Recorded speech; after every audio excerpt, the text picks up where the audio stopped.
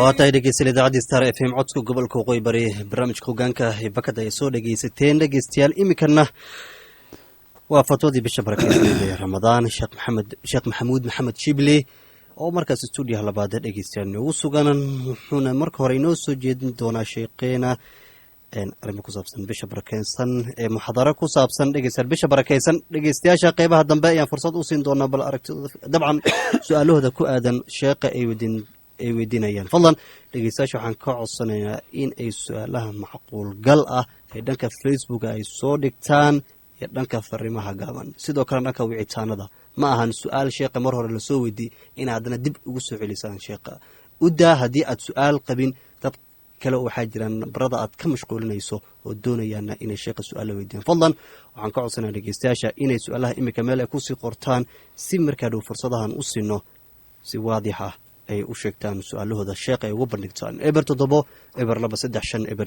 9 eber 7 8 eber 1 eber 5 1 eber 5 haddii mashquul lambaradaas ay noqdaan hadhow qeybaha dambe muxadarada kadib fariinta gaaban aad ku soo dirsan kartaa dabcan su'aashaada waa 229 eber 229 eber waana mid bilaash ah lacagna kaama go'ayso laakiin su'aalahaada ha noqdaan kuwa markaas macquul gal ah soo koob su'aalaha fadlan imika sheekhan telefoon ay ku wareejinaa mikrofoonka sheekhi بسم الله الحمد لله والصلاة والسلام على رسول الله وعلى آله وصحبه وعلى ما بعد السلام عليكم ورحمة الله وبركاته كلمدين waxaan rabaa inaan ku tilmaamo maanta dadka bisha Ramadaan loo ogol yahay inay afuraan iyo waxa laga doonayo markay afuraan kadib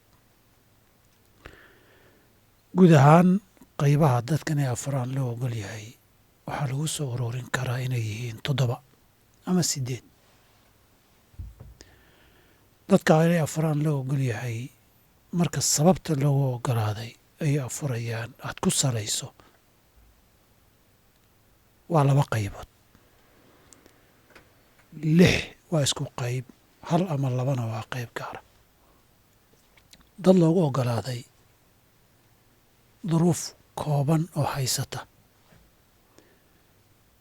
oo sida caadiga laga baxo laakiin waqtiga bisha Ramadaan ku soo aaday ama qayb kamida baa duruuf kooban oo ama soonkii ka hor istaagtay dhinaca sharci ahaan ama u ogolaatay inay afuraan dadka dhammaan waxaa laga doonayaa markay duruufta ka baxaan ay isbedesho inay dib ka soomaan ay ka qadayaan 4 kamida axaadiis iyo aayaadka qur-aanku way caddeeyeen 2 kamidana afurin loo ogol yahay keliyay sheegeen laakiin waxaa laga doonayo lama sheegin haddii la eego sababta ay kuwii hore la wadaagaanna qaacidada qiyaasku waxay keenaysaa inay iyaga raacaan 4 nasku caddeeyey waa xanuunka iyo safarka faman kaana minkum mariidan aw calaa safarin faciddatu min ayaamin ukhar qofkii xanuunsan ama safar ku jira ee afur baa loo ogolyahay fa aftara la qadaraya halkaas faciddatu min ayaamin ukhar tiro lamidahoo maalmo kale ah buu soomayaa oo qadaynayaa 2daas aayadda qur-aanka lagu sheegay 2 kalena waa gabadha xaydka iyo caadada ku dhacday iyo gabadha dhiigga umusha qabto ijmaac lagu raaciyey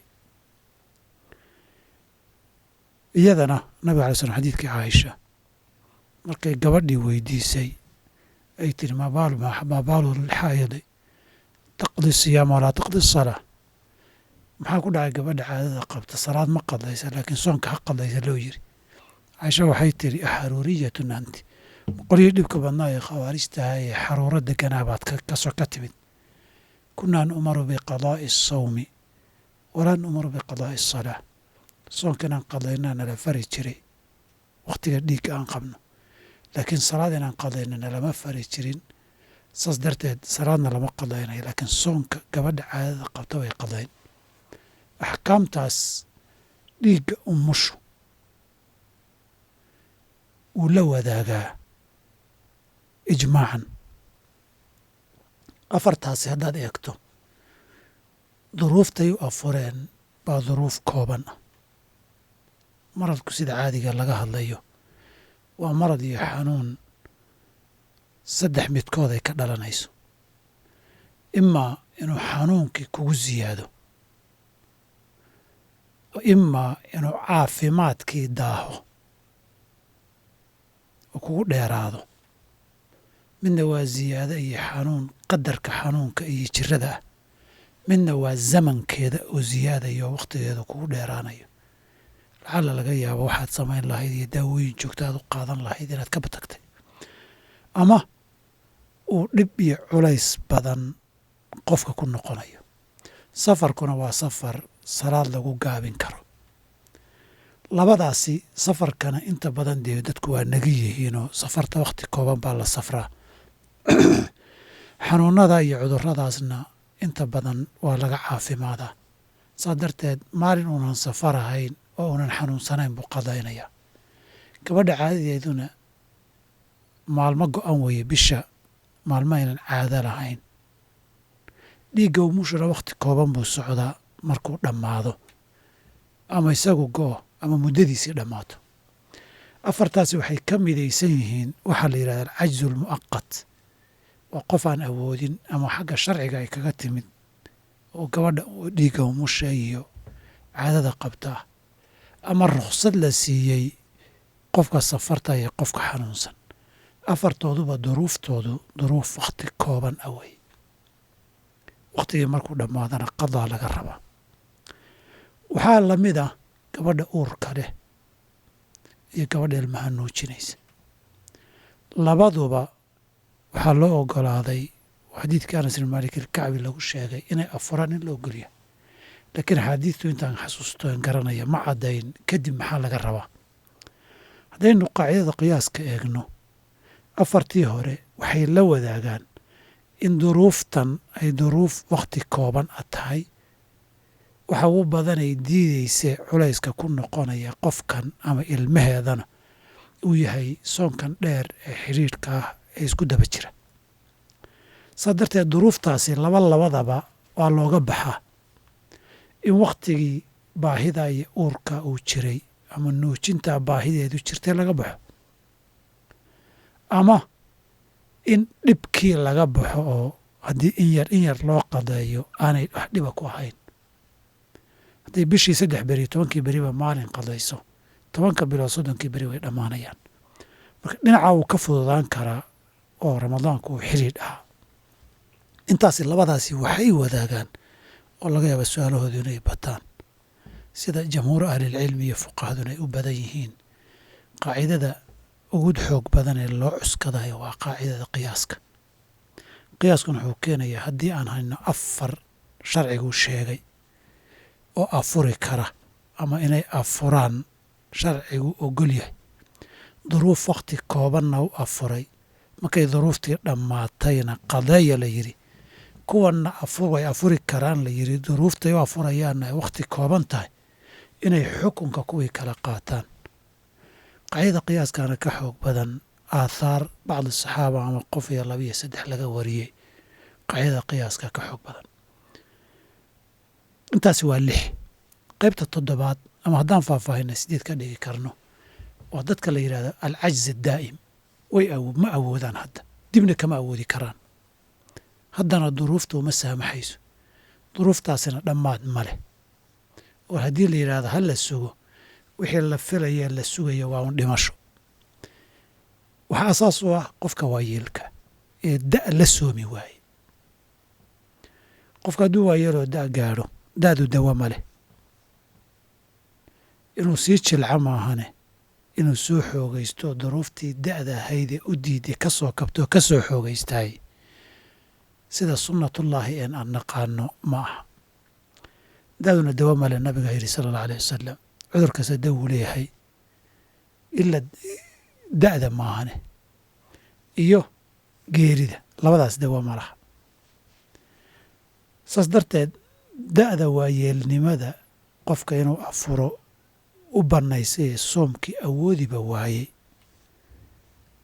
duruuf laga soo kabanaya maaha waxaa la mida qofkii xanuun qaba daa'ima oo aan rajo laga qabin inuu ka caafimaado xanuunkan aan la soomi karin laakiin intii qiimayntii aadamihii iyo dhakhaatiirtii ay yidhaahdeen xanuunkan iyo dawada aad u qaadanaysaay waa cimrigaa ha ku furta intaasaa laga rumaysan yahay qofkaana rajo lama qabo inuu ka soo xogaysto oo duruuftan uu ka baxo dadka sidaasaa bedel bay bixinayaan cunto ah fidyatun طacaamu miskiin waay qof miskiina maalin walba la qoodinayaa macnaa qadar miskiin deeqdaa maalinkiiba waajibaysa wey ilaan soonku maalin buu u waajibaa laakiin sababkii guud ee ramadaanku hadduu guntamo wixii ka dambeeya wakhtiga la doonaa jimle iyo tafaariiq loo bixin karaa saa darteed dadkaana waa da alcajzi daa'im baa la yidhaahdaayo ama da ama xanuun joogta ah oon rajo laga qabin kuwa waa la ogolyahay inay afuraan maadaama aan la filaynin fursad ay ku qadayn karaan inay soo martoo dambe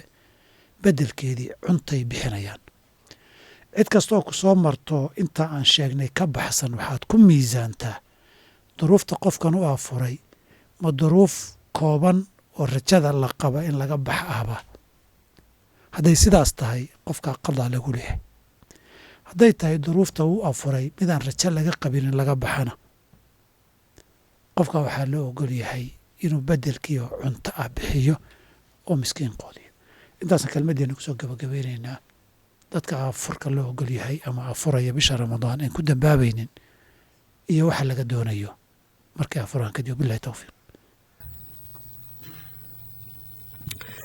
waa tahay sheekhna sheekh maxamuud maxamed shibli aad baad mahadsan tahay sheekhay dhegeystayaasha iminkan qadadka telefoonada u furaya si markaasi ay sheekha su-aalaha ay u soo weydiistaan jawaabo waadix oo dhamaystiran ay u helaan fadlan waxaan kule dhegeysta ka faa'iidayso fursaddan waxaa laga yaabaa in mar kale ay ku soo marweyso oo iminkan baahi fara badan aad qabto su-aalo ah in aad doonayso in lagaa jaahil bixiyo maanta ayaa fursad haysataa sheekhu stuudiyohu kuu fadhiya eber 7 eber 2 3 5 eber 9 eber 7 eber 1 eber 5 1 eber 5 dhanka fariinta gaabanna waa 2296 eber fariimaha gaaban qaybta dambe aan fiirin doonaa laakiin iminkan dhegeystayaasha dhanka wicitaanada dhegeystaha warqadka ku jira fursadda star FM barqa wanaagsan soona dhawow magacaaga وعليكم السلام ورحمة الله وبركاته السلام يا الشيخ شبلي كقاضي حوي والله عرفت انا حوي قلت لي المساجد اللي قلت كان هذا اللي انا شويه كقريش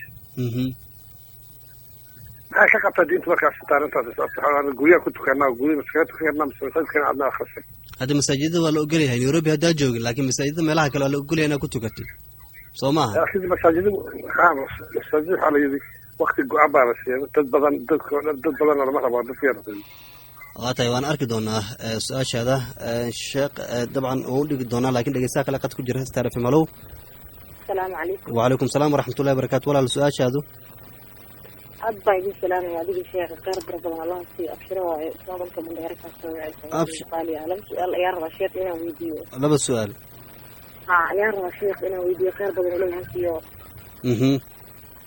سؤال صغير حتى قف ويل أو هذا كهر أو مستحضر دمرك والدة معناها عمل عذر أو عندك والدة أنت كده عاي كده على هذا الرجل الدواوين قرآن وإحنا صار وعافي مالي مستحيلنا أشمعها لكن كده هراي وده معناها هذا دركوا حتى لكن مستحيل تمام أو كده وقف وده مش كده ما مسوق مثلا أو حد صوركم الأولية هاي عايزين كتبتها مثل بعد الحين هاي إذا فيديو شيخ أنا maamo oo waayeel zayd ah ma laakiin way xanuunsan tahay oo cudurkan la dhahayo riix aroomadiiska camal ayay qabtaa marka hadii laga bixiyo fitida waxay ka qabtaa ayadan oo macnaha laga bixiyo soonka mid ahaan looga bixiyo abshir aad baad u mahadsan tahay waatay sheekha ma dhigi doonaa laakiin dhegeystaha kale qad ku jira star FM halow magacaaga walaal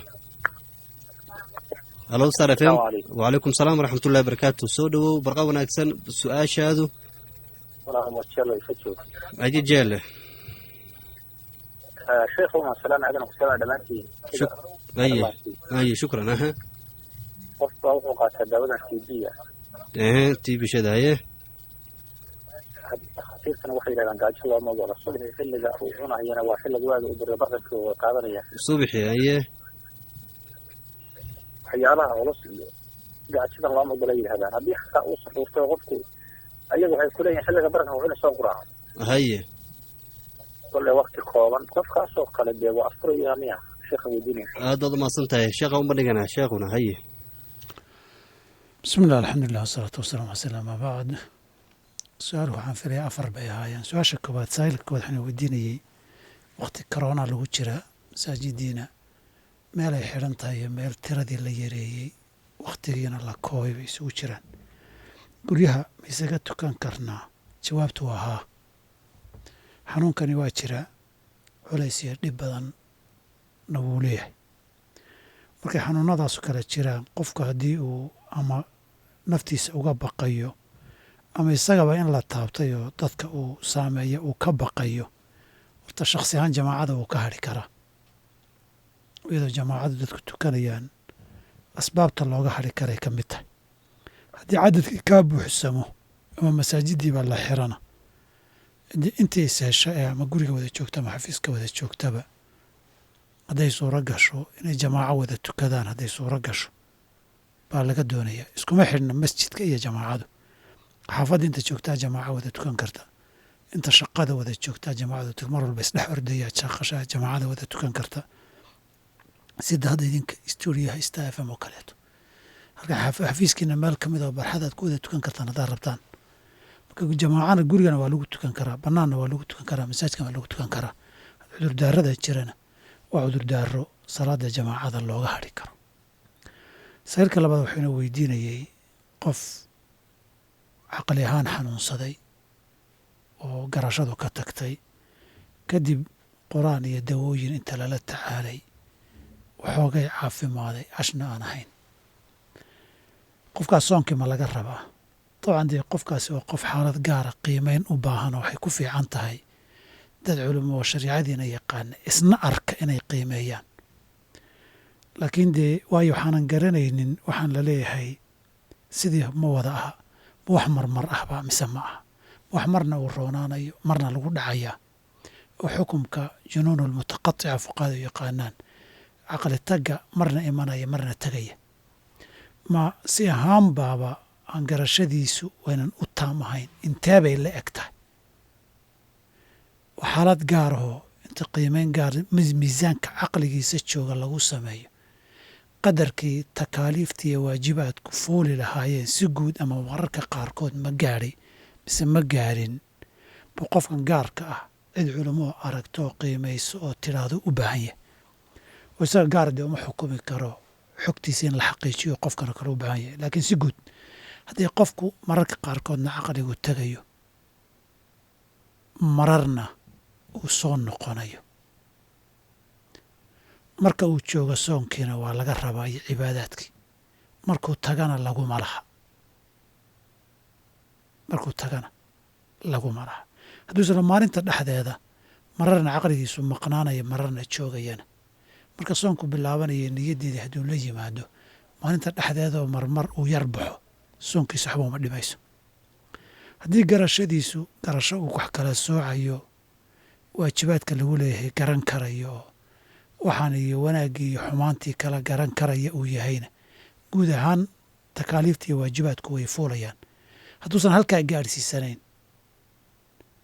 xukunka qof waalan buu qaadanayaa. daba qofkani waa heerkee dadka la joogaya culimmada meesha la joogta ay xaqiimeeyaan. su-aasha saddexaad waxay ahayd qof dumaroo mari xanuunsan oo daawo qaadanaysa, ma garanayo inay waayeel tahay ma lagu daray mise laguma darin. waxay ku xiran tahay xanuunku 3 mid hadduu noqonayo qofku wuu afuri karaa. saan kelmaddii hore ku soo sheegnay, 1 in haddii uu afuri waayo xanuunka waqtigiisu ku dheeraanayo,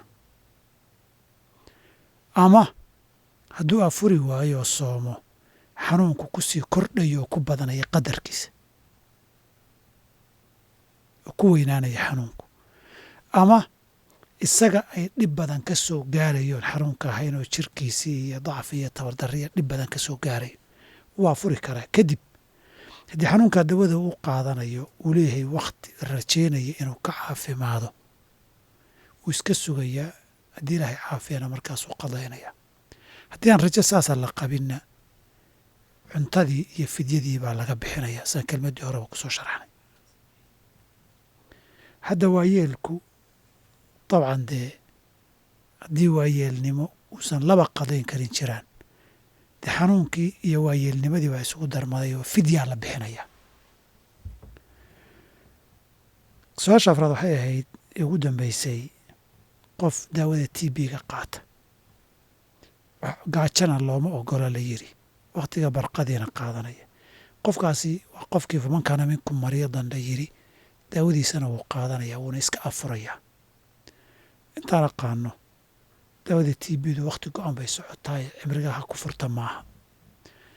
wakhtigii iyo dhakhaatiirtu markii ay yidhaahdaan hadda waa roonaatay insha allahu ilaahi caafiyo yuu soomkii dib ka qadaynaya. wuxuu gelayaa faman kaana minkum mariidan aw calaa safarin fa ciddatu min ayaamin ukhar buu gelayaa. wabillahi towfiiq. shukran sheekhuna sheekh maxamuud maxamed shibli aad baad umahadsantaha sheekhay.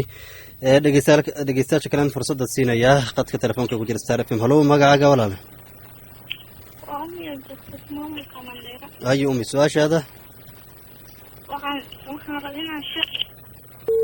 waa tahay waan ka xumay umi dib usoo beegsaan leeyahay. dhegeystayaasha kale qadka telefoonka ku jira star f m. halow walaal magacaaga. halo haye su-aashaada. cabdoojo waxaa jirin su-aashaada. su-aasha sheekh maxaa weydiinaa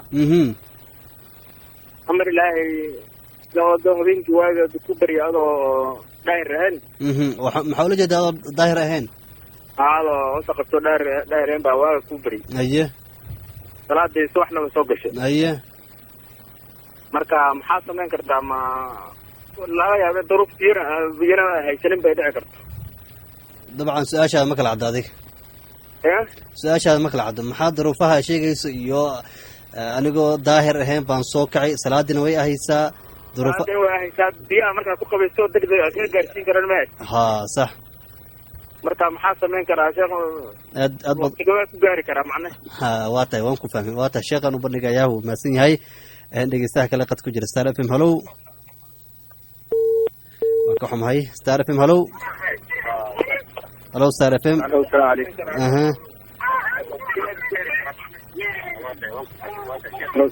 walaal fadlan raadiyaha ka fogow markaad su-aasha aad doonayso inaad sheeqa weydiisid fadlan waxaan kaa codsanayaa si qurux badan qiimo badan inaad marka hore nagu soo qaabishid adigoo markaas naga xishoonayo laakiin raadiyaha iyo caruurta ha nagu agdheereen fadlane.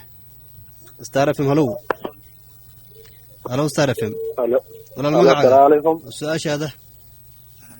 walaalku salaam aday sheekaba haye waa cali oo ka soo ahay magaalada wajeer sheekh waxaan weydiini adoo janaabiyo habeenku isku janaabi alafu biyo qabowna isku qabaysan kar biyaan ay qabowin oo roob da-ay dhulkana aad qoyinhayo meel loogu gabagabaysanayo jirin derbi maku gabaysan karaa. midda labaad su-aasha labaad sheekh waxaan weydiini adoo bil ramadaan jooga sawirka ma iska qaadan kara haddii sawir iska qaada maxaa dembi ah maxaana iga imaaday. waa tahay star f m. halow halow halo salaam calaykum. wacalaykum salaam waraxmatullahi wabarakaatu. haye su-aashaada. waa musaar xasan oo joogo raamo bahasha oo joogo gacanta. haye su-aashaada. su-aashayda laba su-aal ogaan qaba. haye horta qofkii aqool asagoo sooman dhahaya oo naclada badinayo oo waxaa naclada alla kusiiday ijaasa iyo naclada oo kaleeto dhahaya soonkiisa maxa soo gaaraya. okay su-aasha kale. su-aasha ugu horeysa waa su-aasha labaad. haye qof maalin hooyaday oo kaleeto ayaa neef qabta markii maalinta bard oo kale ay soontaba oy afur la gaaraaba waa qabanayo bahasha neefta kusoo dhooreysa markay afurto. ha sax marka oo kaleeto ma laga bixin karaa oo soonka iskalaaf ma weli karaa. marka labada su-aal ogaan qaba. shukran aad baad umahadsan tahay sheekha un bandhigaa sheekhuna. bismi illah alxamdulilah. waxaan filayaa su-aaluhu waa 5 laakiin 2 isku dhow. qof wuxuuna weydiinayaa adoon biyo haysanin waagu wuxuu kuu bariyey adigoo janaabo qaba biyana ma haysatid salaadiina waa la gaadhay maxaad samaynaysaa. su-aal labaad baa wuxuu ku daray ama biyaad haysataayo way qabow yihiin bannaankiina ciid ma laho roob baa ka da-ay waa qoyan tahay gidaarka ku gebagabaysan kartaa. waxay ka midaysan yihiin marka inuu waagu u bariyay isagoo janaaba qabo, midaan biyo haysan ee midaan biyo haysta laakiin ku qabow yihiin, ciiddiina qoyanta. haddii qofku uu waagu u bariyo isagoo janaabo qaba, salaadiina la soo gaadhay, inuu tahaaro qaato waajib bay ku tahay. tahaaro qaadashadaas hadduu biyo haysto uu ku qabaysan karana waa mudnaanta koowaad uu ku qabaysanaya. hadduu waayo ciidduu ku boodhaysanaya ama ku gebagabaysanaya. haddii suu sheegay biyuhu ay qabow yihiin, inuu gebagabaysta waa loo ogolyahay. biyo haddii la waayana naska qur-aanka lagu sheegay in la gebagabaysanaya. falam tajiduu maa'an fatayamamuu saciidan طayiban. hadday biyuhu qabow yihiinna nabigay ka sugantay calayh isalaatu wassalaam, ciidan uu meel u diray baa waxaa hogaaminaya camr ibn alcaas. habeen qabow bay janaabo ku dhacday, biyihii buu ka cabsaday, kadib uu iska gebagabaystay, dadkiina waa tukiyey. markay soo laabteena nabiga loo sheegay alay slam, nabiga wuxuu yidhi maxaad saa u samaysay?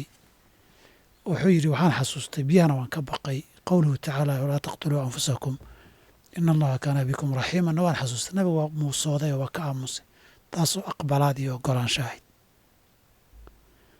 haddii biyihii la waayo ama ay qabow noqdaan oo lagu qabaysan kari waayo, ciiddiina ama la waayo, oo dhici karta ciiddana in la waayo, amaba ay qoyan tahay. haddii uu heli karo qofu derbi meelaha lagu nool yahaa kala duwane ciid iyo leh, derbigaasuu ku gebagabaysanayaa.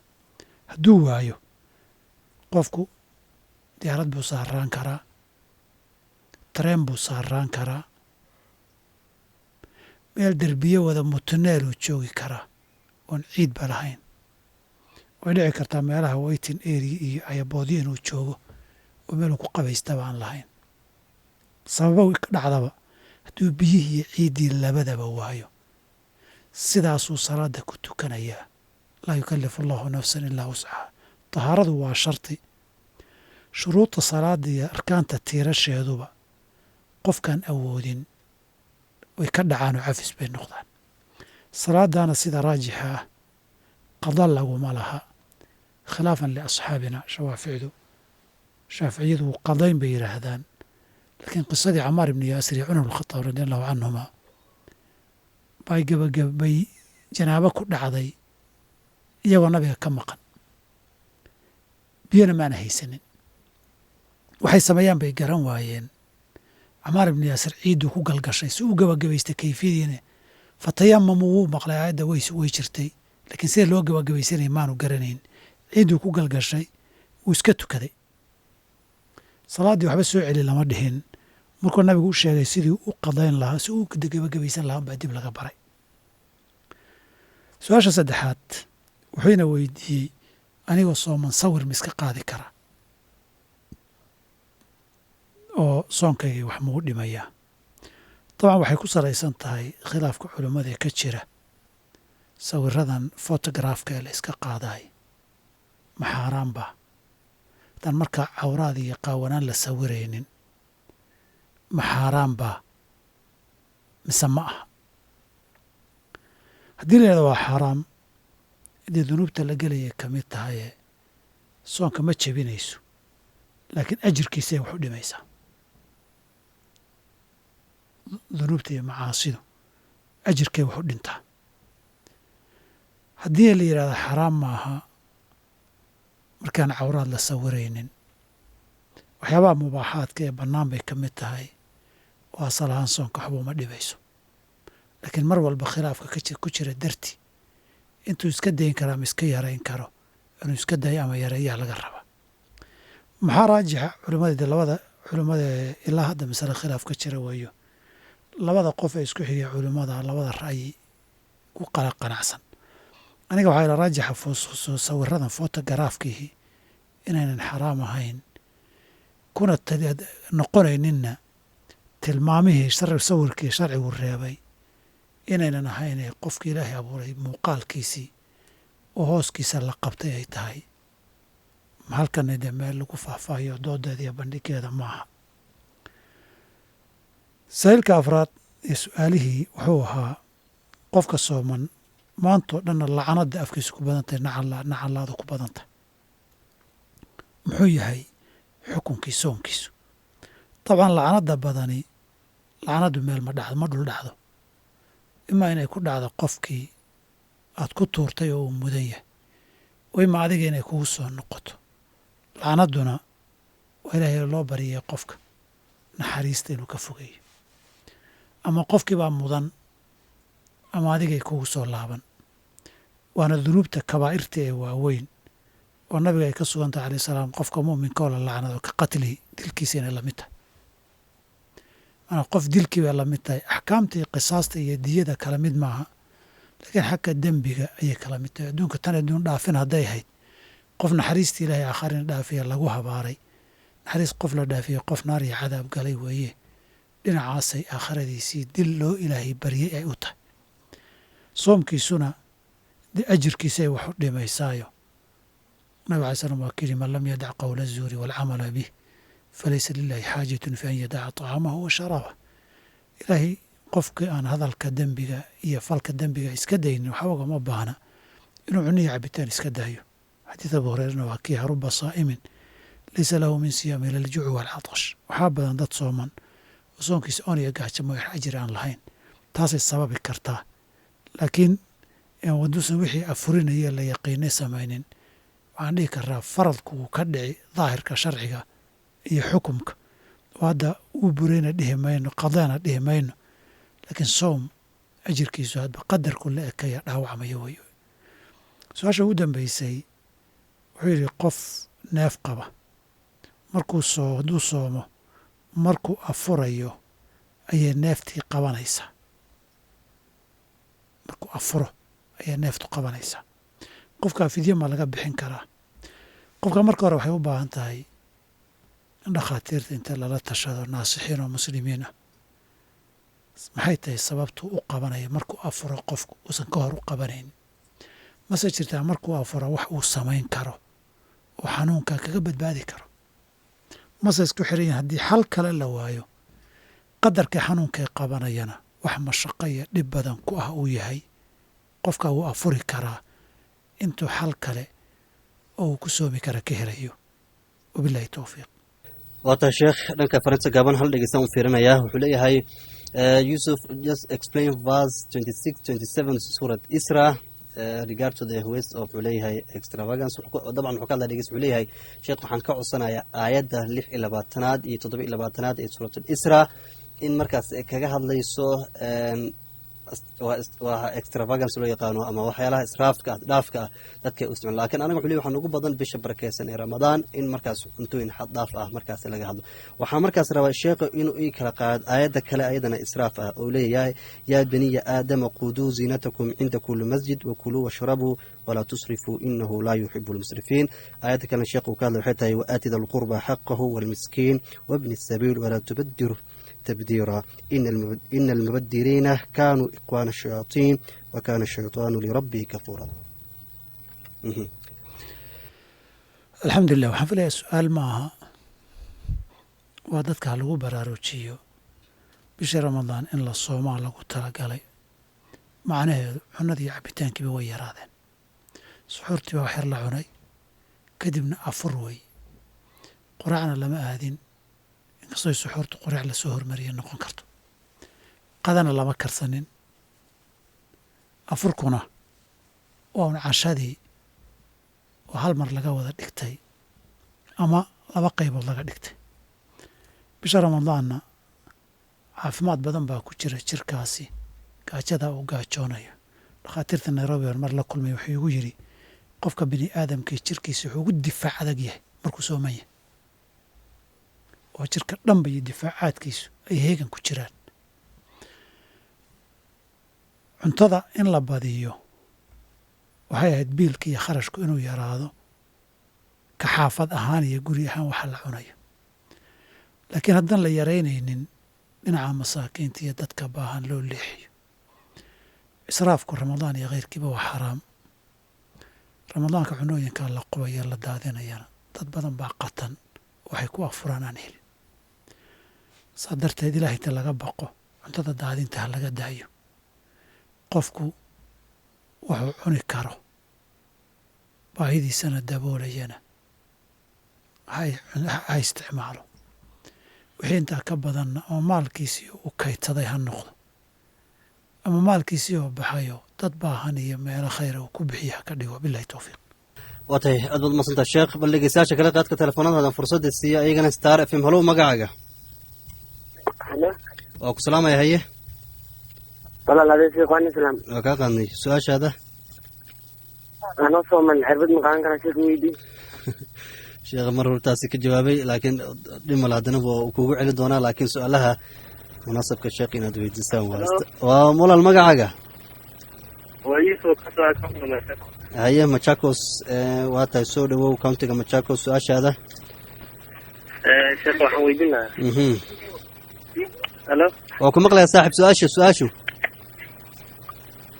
waa tahay ka gudub star f m halow su-aashaada saaxib السلام عليكم. وعليكم السلام ورحمة الله وبركاته.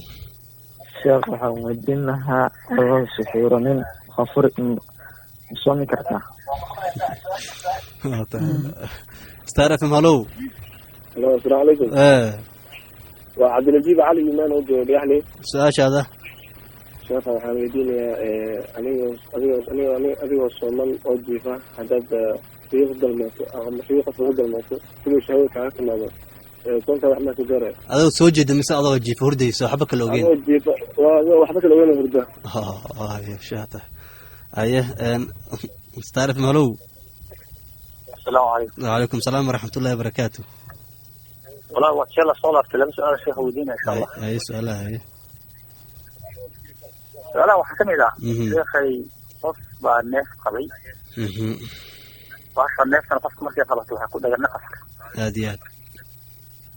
وعشان مركي تصبوا في وحي قبل الناس ساعة مشان ساعة. ظهر نمو.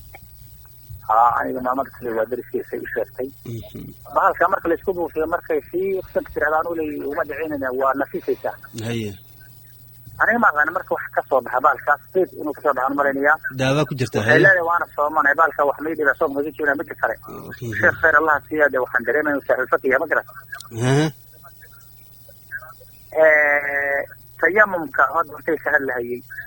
قرآن كذا عن سؤال من وصل لي هي. فتيمم سعيدا بيضا بالدرب عاد وقلدا. فوت يوم يا أخي وكأرو الله تعالى كلا بير. مرك أرنتها سمحي كاي.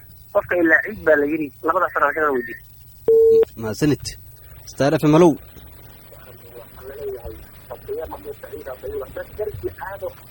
أيوه هلو أيه. هلو دارسة. سؤاشة.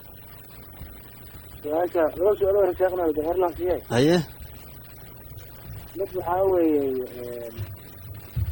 وحاوي walaalka waa مثلا guri hore ka furo guri qurux badan buu dhashay saati bawd hore oo jumaal iska dhiga guri hore iska dumay guri kale oo dhastamiya mana bawd hore iska jumaal iska dhiga marka macnaha isii waan guri aan ku dhashay marka uu isii awarka cunir ka hore intaan ku silna awarka ha cuno hayo ana walaalka atoo maqaran qaato guri aan ku dhashay marka taas waa maxay soo gaara يعني ما كحد مية ما كحد واكحد وركا من يرى أنا ما كحد أيه هذه وركا يدك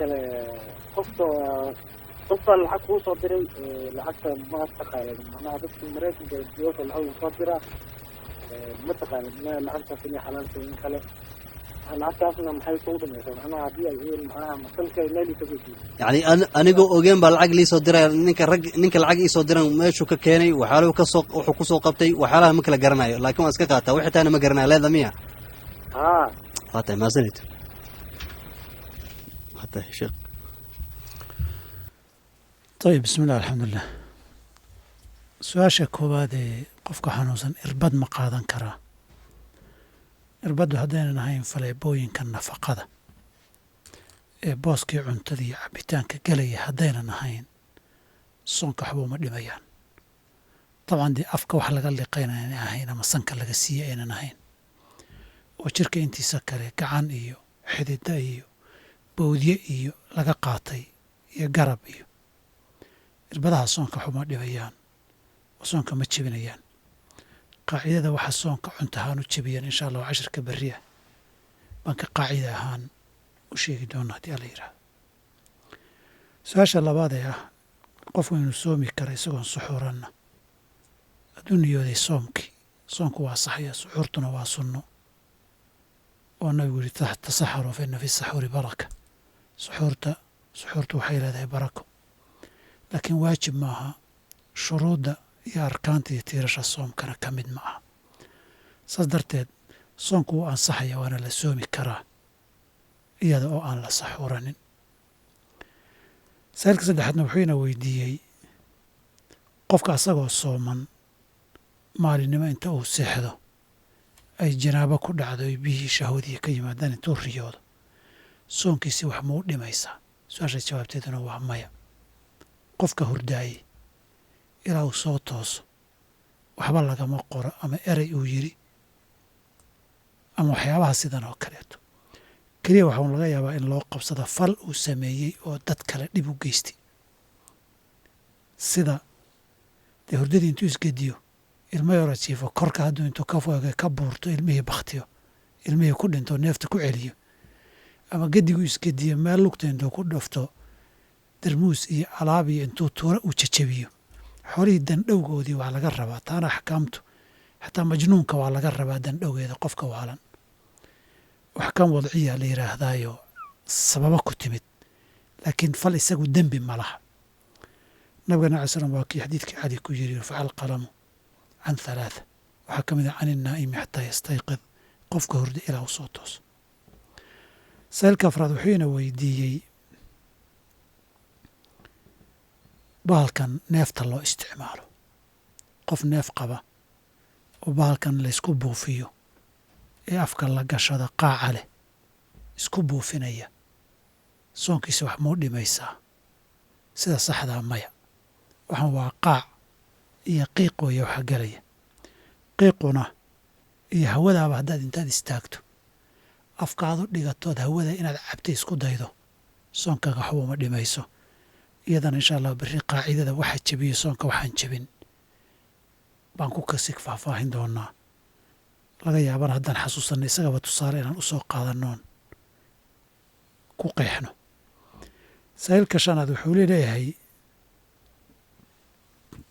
wuxuu daba socdaa su-aal hore oo ahayd gabagabaysiga derbiga lagu gabagabaysanayo. aayadda ilaah yidhi fatayamamuu saciidan tayiban. saciid tayiba maxaa looga jeedaa? asalka waxaa looga jeedaa ciidda dhulkaa looga jeedaa. axaadiida dhulkana daahir baana looga dhigay leh waxaa khasisaya xadiidkii muslim imaam muslim wariyey xudayfata bn lyamaan radia allahu canhuma wa ardaahuma uu nabigu lahaa waxyaabaha khasaa'ista ilaahay siiyey markuu ka hadlayay wajucilat lanaa turbatuhaa tahuuran, turbatuhaa dhulka tahuurka looga dhigay lagu tahaaro qaadanayo waa ciidda. laakiin waxaa jira khilaaf culammada iyo fuqahada dhexdooda ah saciidka ma ciidda ah mise maa calaa wajhi alardi weeye. mufasiriinta aayadda tafsiirkeeda haddaad akhridana waad ka helaysaa. wax kastoo dhulka korkiisa fuqahada madaahibta muslimiintu qaar ka mida ayaa qaba in saciidka looga jeedo maa calaa wajhi alardi, wax dhulka korkiisa oo dhan ah. dayibkana daahir looga jeedo oon meel najaaso martay aanu ahayn. haddaba hadduu qofkii derbi helo ciid leh, derbiyada qaar baa dhoobada inta lagu qaso ciidda baa lagu malaasaa. derbi ciid leh hadduu helo ciiddaasi shardi maaha dhulkan aad ka soo qaaday xataad weel ku qaaday haddaad miis korkii ku shubatay haddii derbi ku taallaba isku mid waay. haddaynan meeshii lahayn ciidna uusan qofku haysanin, laba xaaladood weeye. mar walba salaaddii inuu tukadaa laga rabaa mar walba salaaddii faaqidu tahuurayn baa la yidhahdaa labadiiba kii waayey ciddii tiri derbigaa gudayana derbigaad marsatay wuu kaaga asixi ciddii tiri derbigu ma gudayana adoon meel laba marsanin tukay ku lahaayeen marka mar walba waa tukan imaadoon derbigana marsanin calaa qowlin waxaa fiican si aad labadaba u jamciso derbigii inaad marsato salaadiina tukato laakiin fatwada culimmada aad weydiinaysaay tafsiirka saciidka ee lagu kala qaybsan yahay baa sida iyaga raajixle ay kugu jawaabayaan su-aasha lixaad wuxuuna weydiinayey qof walaalkiia yaa alwaax uu guri ka saaray iyo alaabu guri ka saaray oo hore bannaan ka dhigay iskuma fiicnayn sida muuqato dad isku xun bay ahaayeen haddii uu weydiistayna uu u diido aboorku ha cunu yidhi intaan ku siin lahaa kadib kanna waa qaatayoo waa isaga dhistay xukunkeedu muxuu yahay dabcan mas'aladani waxay hoosgelaysaa mas'alo kaloo caam ah xoolaha la naco iyo alaabta la tuuro ma la qaadan karaa haddii la qaatase ma la milkinayaa waxaa aragnaa mar walba dad alaab guri iska beddelay ama sidoo kale guri dhistay oo mar walba waxaynu aragnaa alaab bannaanka soo dhigaya alaabtii oo la qaadayo ama qashinka in lagu daro loogu talagalay ama waxaan arkaynaa reer meel ka guuray oo alaab laga guuray ay taallo xoolaha reera guuray oo xoolo isaga tegay baad arkaysaa waxaa dhici karta magaalooyinka in la helo gaari qof maalintuu dhigay uu isaga tegey ama uu u tabar waayey waa la qaxayey gaarhigii shidaalkii baa ka dhammaaday uu iskaga tegay uu isaga qaxay markaasoo kale badanaa qofku xoolahan raja xooluhu ka qabo ama uu raba inuu suga maaha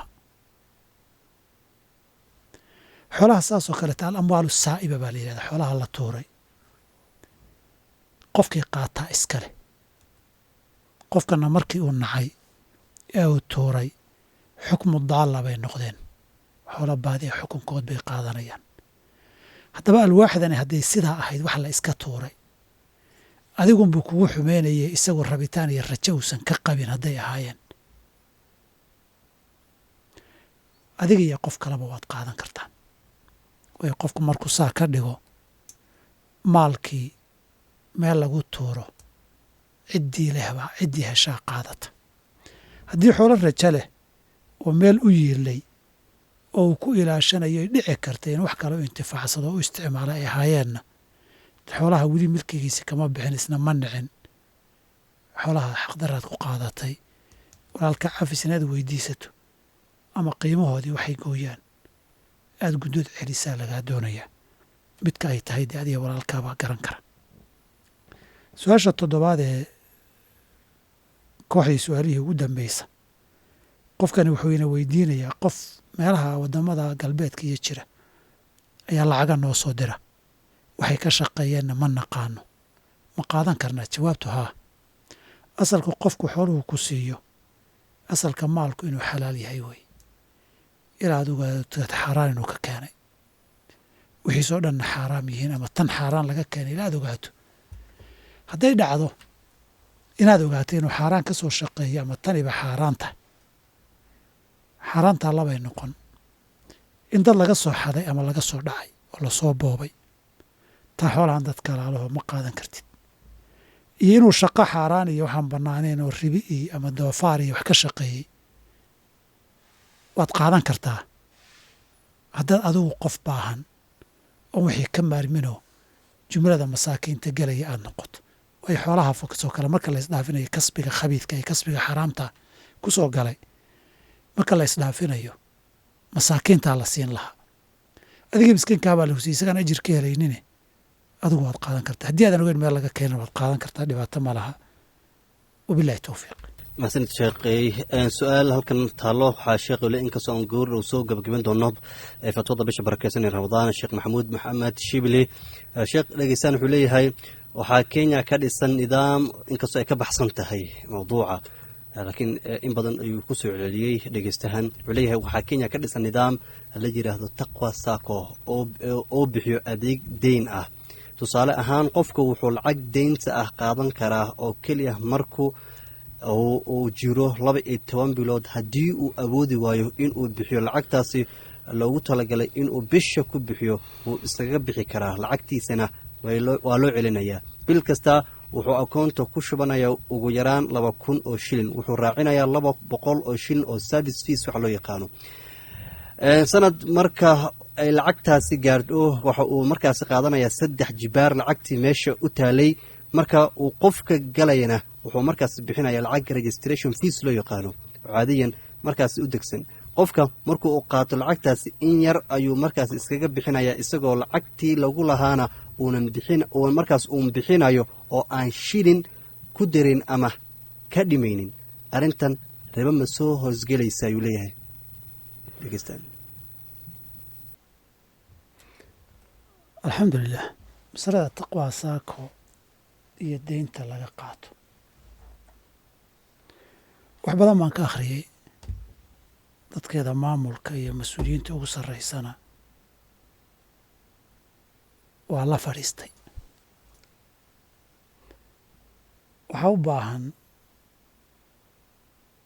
oon weli ii bislayn barsentageka dadka laga qaadayo ee hadba lacagtu markay kor u kacdana kor u kacaya, markay hoos u dhacdana hoos ula dhacaya. saas darteed su-aashaa kama jawaabi karo weli. barsentage maaha, laakiin si aan barsentage ahayn bay lacagtu u kala badataa. qofkii milyan qaadanaya iyo qofkii 500 qaadanaya iyo qofkii 100,000 qaadanaya way kala lacag badan tahay. shaqada la qabanayana ma shaqada la qabanayaa kala badan mise shaqadu waa intii. shaqadu intii haddii ay tahay xoolahan la qaadayo ma kharash expenses baxay baa la baxayaa lagu daboolayaa mise faa'iidaa laga samaynayaa. halkaa way halka aan weli aanan ka boganin garashadeeda. saa darteed weli qadiyadda taqwa saako aniga iima bisla oo xalaal iyo xaraam ma dhihi karo. halkaasaana waxoogay weli mugdi iga jira. bilahi towfiiq. aad baad mahadsan tahay sheekh. su-aashan assalaamu calaykum waxay leedahay sheekh waan salaama. marka hore cirbad maan isku duri karaa si ay caadada iyo iga istaagto bisha barakeysan ee rabadaanna aan u dhammaysto? su-aasha kale dhegeystaan wuxuu leeyahay sheekh waan salaamayaa dhanka fariinta gaban. assalamu calaykum wuxuu weydiinaya sheekha qof bukaan socod ayaan ahay. wuxuu leeyahay mar ka gudub dhegeystaasi su-aashiisa. dhegeystayaasha qaar waxaa muudaa inay su-aalaha soo celcelinayaan. su-aasha assalaamu calaykum magacayga waa xaajow sheekh cabdilla. waxaan markaas salaamaya sheekh martida ku ah barnaamijka sheekhu. wuxuu leeyahay salaada cishaha ayaan kasoo dhibdhacay, dabcan maan kulmin karaa taraawiixda iyo salaadii cishaha? sida markaas dhegeysta aragtiisu kusoo dhiibanayo sheekh. dhagaha ayaan dabcan ayaa xanuunayaan, waxaana ka imaadaan dhacaankaasna waxaan u adeegsadaa suufkaasi iyo dhacaankaasi. ma jirtaa wax saameyn ku imaan karo soonkeyga? shukran. bismi illah, alxamdulilah. waa 3 su-aalood baan u malaynayaa. su-aasha koobaad waxay ahayd gabadhu daawooyinka lagaga hortago ama joojintiya ka hortaga caadada ma isticmaali karaa bisha ramadaan? jawaabtu waa haa. waxna waa talo, waxna waa bannaanaanta. gabadhu ama irbad ha noqoto ama kenin ha noqdo ama wax kale ha noqdee way isticmaali kartaa. ama hadday xaj iyo cumro u socoto ama bishii ramadaan u soo gelayso way isticmaali kartaa daawo lagaga hortegaya dhiigga caadada. laakiin shardiga ku xiran keliya wuxuu yahay inayna khatar caafimaad lahayn. saa darteed waxaan kula talinaynaa inay aaddo oy tashi la samayso dadka dhakhaatiirta ah, gaar ahaan dhakhtarka qofka ee gaarka ee duruuftiisa caafimaad la socday, ama isaguba in dhakhtar kalo aamin intuu uga warbixiyo. waa laga yaabaa dawooyinka la isticmaalayana way kala duwan yihiin, dadka duruuftooda caafimaadna way kala duwan tahay. saa darteed nooc ay isticmaalayaan iyo siday u isticmaalayaan si ay caafimaadkooda u ilaaliyaan ama hadhow dhiiggii intuu khalkhal ka gala salaadahoodii waxoo dhan ay waswaas uga gelin waxaan ku boorin lahaa dhakhaatiirta inay la tashadaan laakiin muhiimaddu waa inaan caafimaadkooda khatar ku ahayn su-aasha labaad waxay ahayd cishaha iyo taraawiixda ma isu geyn karaa jawaabtu haddii aad ka wado dad taraawiix tukanaya cisho ma ku xidhan karaa jawaabtu waa haa oo imaam sunno tukanaya adoo faral tukanaya waad ku xidhan kartaa imaam faral tukanayana adoo sunno tukanaya waad ku xidhan kartaa faral iyo sunno waa la isku xidhan karaa oo hadday tahay ma la jamcin karaa marka aad leedahay hadday tahay ujeed su-aashu salaaddii cishaha ragcadahoodii ka taraawiixaan haddana ma u tirsan karaa maya qofka salaatuleylkiisu waxay bilaabataa salaadda cishaha wixii markuu tukada wixii ka dambeeya qofkii horey u tukadana hore uu bilaabi karaa qofkii cishihiisa dib dhigana cishaha ka horna salaatuleyl ma tukan karo salaaddii cishuhuna salaatuleyl ma noqoto waa farad salaad waajib a wey saa darteed cadadkii ragcada iyo taraawiixda sunnada inaad tukata ay rabta waa salaatuleyl salaatuleylna bacda salaati alcishaa'i fariidada marka la tukada kadib baa la tukan karaa bilahi towfiiq su-aasha saddexaad wuxuu leeyahy qofku dhegta ayaan suuf gashadaa duruufo caafimaad darteed suufkaasi ma waxbuu u dhimayaa soonkayga jawaabtu maya soonkuna suufkaana waxba uma dhimayo waxaa lagu tifqiyaa lagu dhibciya dhagahuna iyo goojooyinka loo isticmaalana soonka waxba uma dhibaan marka wabilahi towfiiq waa tahay star f m halow magacaaga alo asalaamu calaykum wacalaykum salaam waraxmatullahi barakaatu waa deeq geedi hirowle ma garan su-aashaada su-aal shalay waa la ii sheegay nin kalaan rabaa marag inaan ka dhigto la ogaasiiyey waxaan ku yidhi laba ruux oo wax usa darin oo isbataa beer isku haysta shalay waa kuu sheegan u malaynaa saas waada ku kala biskeeda ma aqaane labadii nin baa dhimatay labadooda qole baa beerta isku hayshay oo beer baa la isku haystaa beer baa la isku haystaa dadkii lahaana way dhinteen labadii nin oo dhahayn way dhinteen laakiin beerta milkigeeda maamada alheeda la yidhi ninkan xoogu lahaa beertii cariidii u qardeeyey oo maal geliyey anna dhulkibay laheed oo marka ay qabsatay qardadiina allee ninkaasaa lahaa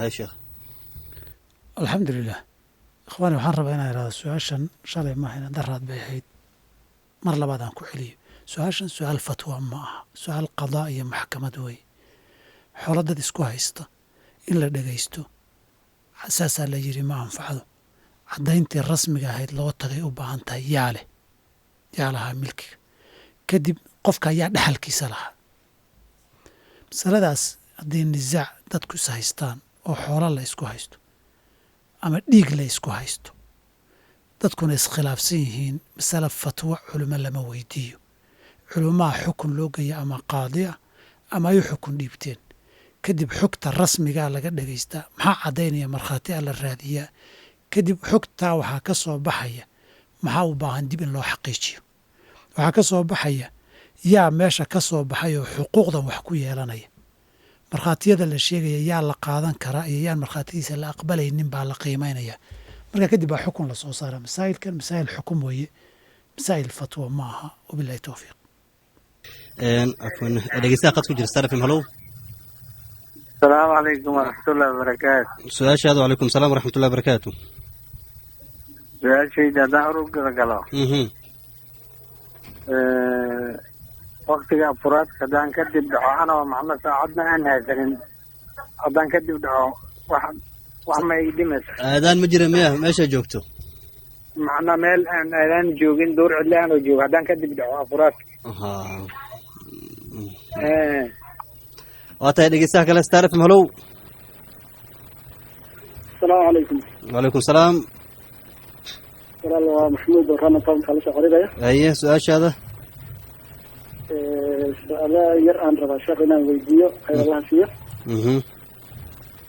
anigoo sooman ayaan dhiig bixiyey yara wareer ayaan dareemay soomkii maxaa gaari kara mise qofkii lagu shubay isagana waa soomnaa ay wax yihiin kow tan labaad saddex soonna isku xigto gabadha aan qabo ila joogto saddex soonkii koowaad iyadoo urlaa u galay waa soo lumisay kii labaad iyadoo umul ay u gashay waa soo nuulisay kii saddexaad haddana waa nuujinaysaa ha waa saddex soon waa saddex soon oo isxigxigto isku xigta haa kan kii hore waxaan ka bixiyey fidyo aan ka bixiyey mana soomin kii labaad walaxaan ka bixiyey isagana waxna waa ka soomtay waxna waa ka bixiyey kan hadda oo maanta maraya toddobada maalmood waa soontay waan hayn laadahay waa tahay tan kale bahashaan la dhaho dalaal ama boko waxay noqotaba xalaal miya mase xaaraan dalaal ama guri ha noqdo ama xoolo nool ha noqdo ama gaari ha noqdo ama kuwa boosajinga laga qaraa ha noqoto aad u maasantay waan fahansannahay okay dalaal wuxuu ku imaadaba kan kale lacagahan la dhaha yes no ay dawladda bixinayso oo kaararka lagu qaato oo ayadana say tahay maxay tahay kaararkaasi noogu soo celi yes no midaan kaararkan dawladda ay bixisay yes no ayaa la dhaha oo lacagaha lagu qaato maxaa ka mid waxa lagu qaato waa kaarar oo bixisay 2012kii dawladda bixisay waa kuwo waa yes oo lacagaa ku jirto oo 3 bilood 5,400 meelaasaa lagu qaataa kuwana nooca u qorana ilaahay amarkiisa waa qadar ilaahay keenay oo waxba kuma jiraan marka ma dadka masaakiinta loogu talagalay dadka masaakiinta agoomihii kuwii miya agoomihii lagu talagalay waan ku fahmay sax hay waa maasantahay dhegeystayaasha dabcan aada u dambeysaa dhegeystayaasha u dambeeya sheekh waan soo xirayna haye bismi illah alxamdulilah waxaan filaya waa 5 su-aalood su-aasha koobaadi qofka soonkii xilligii afurka ka dahay saacadna ma haysto meel aadaan lena ma joogo waxbaa soonkiisa soo gaarhaya maya dadejinta afurku waxay ahayd sunno sunnada ka tegitaankeedana soonka waxba uma dhinto dembina maaha khalad qofku galayna maaha haddiiba gaar ahaan cudurdaar leeyahay oo uu ka shakisan yahay qoraxdii weli inay soo jeedo cid uu kaashada iyo si uu u xaqiijinaya inay jirinna soonkiisii inuu ilaaliyaa lagu lahaaye wax dhibaato ah ma laha saa'ilka labaad wuxuu ahaa qof baan dhiig u bixiyey isna sooman oo lagu shubay anoo sooman baan dhiig shubay dhiigga la shubay soonka ma jebiyo dhiig qof lagu shubayna cunno iyo cabitaan iyo macnaheed midna ma ahano soonka labooda midna kama jebiyo waa soo wadaa qofka lagu shubay dee xanuun iyo baahi hadday ahayd oo xanuunka isagu u afurayo xaddii loo afurayeyna uu yahay waa loo ogol yahay ma dhiiga qaataa miyuusan qaadanin qofka dhiigga shubay haddii intuu xanuun dareemo uu soonkii hayn waayo inuu afuro waa loo ogol yahay wax dhiig shubid keliyana ku xiran ma ahane qof kasta oo sooman oo soonka inuu hayay ku adkaato oo naftiisa u baqa oy culays ku noqoto wuu afuri karaa xukmul mariidi buu qaadanayaa saalka saddexaad wuxuu leeyahay xaaskiisa uur iyo xilli ay tahay iyo xilli ilmo nuujinayso 3 soon ay ahayd kelmadda horraanteedii baan ku soo sheegnay gabadha qadaa lagu leeyahay fidye ma aha soonka qadahaana waa la dayacaaye waa la qadayn karaa waa la soomi karaa gabdhaha soomaaliyeed soonka bisha ramadaan markay soo galayay xasuustaan 10 bilood iyo 11 bilood ee kale waxba lagama soo qaado waana waajib saaran oo qofku inuu iska guda laga doonayo qofku waxaa laga yaabaa inuu 7 iyo 10 beri oo xiriiro ramadaana soonkeeda ku adag yahay laakiin 10kii maalmoodba maalin kuma adka dadka inta badani haddaan xanuun kala jirin iyagoo uur leh ama nuujinaya soonka qadaha way awoodaan wayna samayn karaan inay in yar u soomaan gabadhu 10kii beriba maalin ha qadayso haddii ka badan awoodana 5tii beriba maalin ha qadayso sanadkan 2 bilood bay soomi kartaa iyo 60 beri bay soomi kartaa hadday 10kii beri 2 ay soonto 10kii beri hal mid hadday soontana 30 maalmood bay 10 bilood ku soomi kartaa marka soonka ha la qadeeyo laakiin soontii qada lagugu leeyahay ramadaankii markuu soo galana laleeyahay uur baan leeyahay umul baan ahay ramadaankii markuu dhammaadana aan laba xasuusanaynin waxba laga soo qaadaynin markii ramadaanka la soo galo wadaadada lagu soo ordayo laleeyahay ramadaan baa igu soo galay 11 bilood wuxuu shaqaynaya ma fiirinayo nimayow soonka waa waajib arkaana islaamka ha la qadeeyo gabdhuhu way awoodaane halmaanka iyo dayacaadda bisha ramadaanka ee laydinku leeyahay ka daayo bilahi towfiiq dilaalka xukunkiisu dilaalku waa bannaan yahay haddii runta la sheego ama waxaan la dilaalaya laga been sheegin ama labada qofba intaad dilaalayso aadan intaad kala qariso u been sheegin qofkaad dilaal ka qaadanayso waa qof isaga aad u khidmaynayso khidmadaad u khidmaynaysayna aad wax kaga qaadanayso haddaad ka kalena ka qaadanayso kanna wixiisa inuu qaali noqdo uu doonaya kanna wixiisa inuu raqiis noqdo doonaya mid walba mid kale aad la rixdi uu doonaya haddaad labada dhinacba ka qaadanayso labadaba u sheegto watan anigu iskiin tuskiinna iisuu jiijiidkiina aan leeyahay laakiin labadiinaba dilabaal mid ku leeyahay ama curfiguba sidaa yahayna labadaba waa bannaan yahay laakiin waxaad dilaalaysana wax xalaala inuu yahay adiguna runta aad ka sheegayso odan been iyo khayaan iyo musuq maasuq ka shaqaynaynin baad u baahan tahay su-aasha u dambaysa ee kaararka dowladdu ay qaybisay yees iyo no ah ma aqaano kaarsaas in la qaybiye hadda ay ugu horreysa dabcan ma fahansano no iyo es inay ku kala qorin lakin waxaa aaminsan yahay kaarar waxaa jiraan masaakiinta la siiyo dowladda oo dadka waayeelada ah fanrabolka dadka agoomaha ah loogu talagalay in la siiyo dabcan waxaa marka la xukumayo xukunkiisa la garanayo sidii u jira faahfaahintiisa in la yaqaana ka horeysa dee hadda ka horna ma arag mana maqal shuruudooda iyo waxa lagu bixiyeyna meella kamaanan aqriyin marka su-aashaa mar kale maahane hadda xukunkeeda ma garan karo maqalkeedaaba hadda igu ah dabcan waxay dowlad bixinayso shuruud baa lagu bixinayaa shuruuddaa marna waxay u noqonaysaa dadka la siinayo marna qaabka loo isticmaalayo xukunka sharciga ee laga dhihi karana in labadaa shuruudda ee qofka la siinayo iyo sida loo isticmaalayo shuruudda loogu talagalay in la ogaado baa xukunka lagu garan karaa marka dee taa marka la ogaado baa xukun la ogaan karaa tiina kama warqabo maba ogi saa darteed haddii aan irahda waan ka jawaabi waxaanan xaqiiqadiisa ogeyn dee anna waan islugoyn saa'ilkay weydiinayn waan lugoyno gebi baan ka tuuri wabilahi towfiiq alxamdulilah qolkay ugu dambeeya waxaanu dhihi lahaa bisha ramadaanka dadku loo ogol yahay inay afuraan qadahana lagu leeyahay dee wakhtigii bisha ramadaan ay dhammaato yaanay halmaamin oo waajib saaran oo laga doonayo oo hadday ku dhintaan lagula xisaabtamayo inuu yahay ha ogaadaan xuquuqda bini aadamkaba meel baa lagu qorayo waa la xasuustahay xuquuqda rabbi ha la xasuusnaado wabilahi towfiiq